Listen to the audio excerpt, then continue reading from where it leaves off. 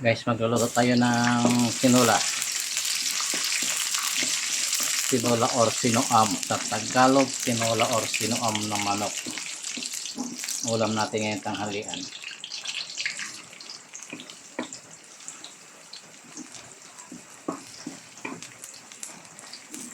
Ayan, gigisa muna natin yung ating luya at bawang.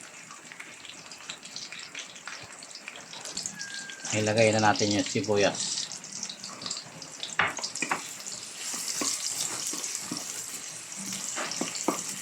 Ang dami kong maglagay ng sibuyas sa bawang. Tapos luya. Para matanggal yung lansa ng manok. Ulam ng ngayon natin tanghali. Ayan, pwede natin ilagay yung manok. Ayan, chicken.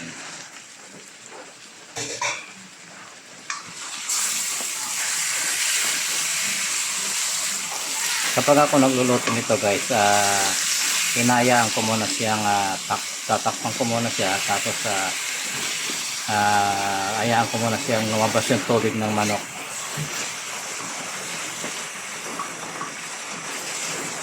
Ayan, takpan muna natin guys. Ayan, takpan muna natin guys ha. Ayan guys, check muna natin kung nakulo na. Ayan, nakulo-kulo na. Halo-halo.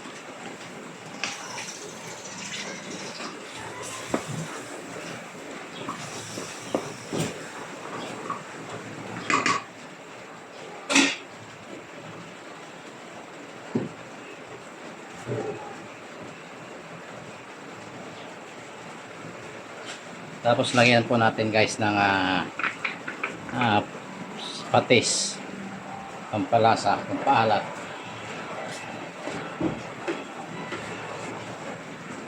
Ayan, takpan ulit natin. Hayaan natin siyang maluto hanggang mamaya. Ayan guys, marami ng tubig, pero hindi pa natin siya nilalagyan ng tubig. Gaya nga sabi ko, ang manok kasi nagtutubig yan pag niluto mo. Kaya hindi po agad nilalagyan ng tubig yan. Ayan, pero may konti, malambot na yan. Pwede na natin siya lagyan ng tubig sabay yung paglagay ng gulay. Ayan guys, nilagyan ko na ng tubig yan kasi para maluto agad. Tapos yung manok malambot na rin. Pag nilagay natin itong konting gulay, kasi yung mga anak ko hindi naman nakain ng gulay, ako lang naman kakain, konti lang. Hindi na natin lalagyan ng dahon-dahon yan. Ayan, ulam sa tanghalian lang yan guys. Lutong bahay. Konting halo-halo. Tapos takpan ulit natin kasi antayin natin siyang maluto.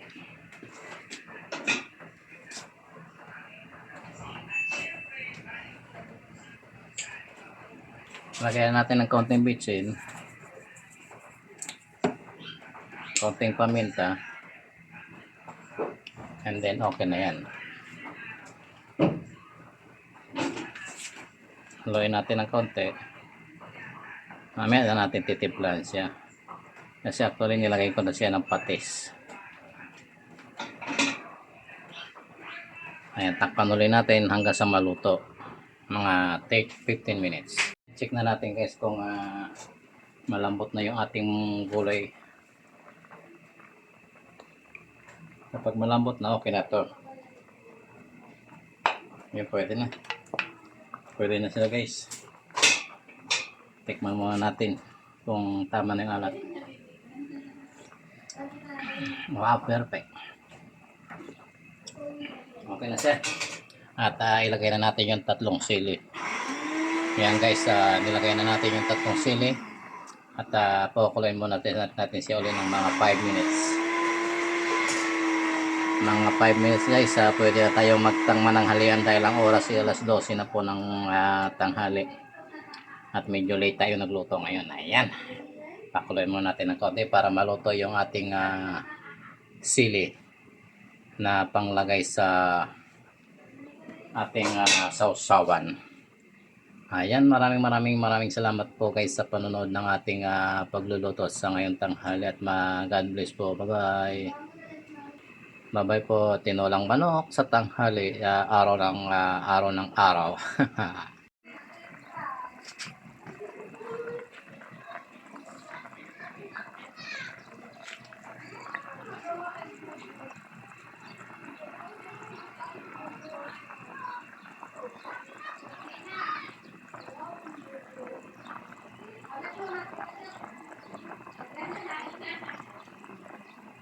Tinolang manok, ulam sa tanghalian.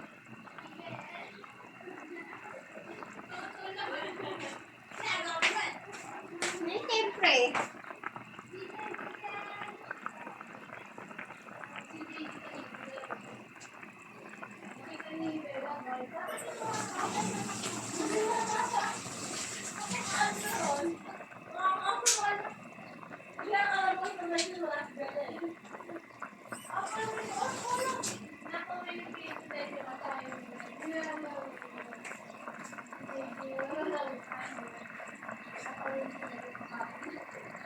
Ayun,